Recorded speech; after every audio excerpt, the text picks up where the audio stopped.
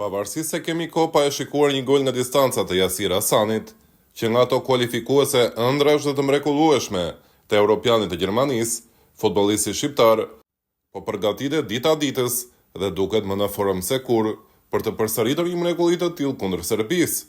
Në fakt, Hasani do t'i falë e gjitha kjo thatësirë golash nëse përsërit një mrekulli të tillë kundër Serbisë. Imagjinoni tani për një moment një gol kundër Serbisë dhe mbi të gjitha një gol i çmendur nga ato që mund t'i nxjerrë vetëm repertori i Yasir Hasanit. Aktualisht ky lojtar është duke u stërvitur tek Gwangju dhe atje po shfaq cilësitë e tij, duke dëshmuar më së miri se është ende i aftë për të lënë portierin të shtangur nëse i lejohet hapësira për të goditur.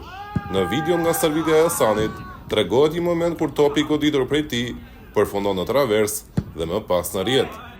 Është një prej atyre goditjeve që nuk i lë asnjë shans të vetëm portierit kundërshtar, jo vetëm për të reaguar dhe më pas për të pritur goditjen e topit, por as për të u hedhur.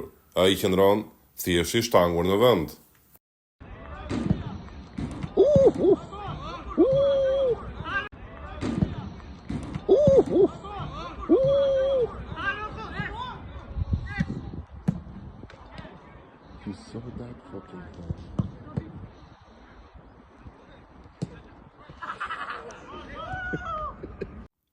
Megjithatë mbetet të shihet se si do të studiohet taktika e Silvinjos në një ndeshje finale si ajo kundër Serbisë dhe formacioni që trajneri ynë do të përdorë, pasi në ndeshje kundër Andorrës në krahun e djathtë të sulmit ishte Armando Broja.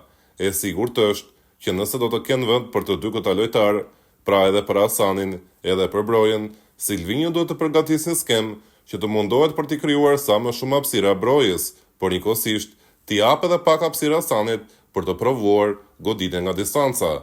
Deri tani, në ndeshjet e fundit, Hasani ka qenë izoluar te Shqipëria dhe i markuar nga shumë kundërshtar, duke ditur aftësinë e tij për t'i mos lënë shansin që të luajë nga larg.